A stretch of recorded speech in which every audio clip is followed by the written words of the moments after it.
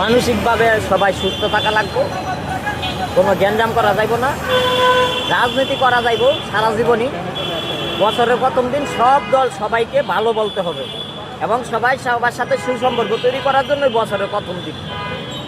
আর আরেকটা কথা হইল যে আমার দলটা জনকল্যাণ পার্টিটা আছে, আমি এবার ইলেকশনে কোনো লোক দেই নাই, কারণ 29 তারিখ গেছে, 29 তারিখের মধ্যে মনোনয়ন ফর্ম জমা দেওয়ার কথা ছিল, এমপি মনোনয়ন আমি একটাও দিতে পারি নাই, আর আমি দিয়েও নাই। আর আমার কোনো এমপি নাই, বছরের প্রথম দিন আবার বলে দিলাম আমার কোনো এমপি নাই, কোনো নেতা নাই আমার দলে, আমি একাই।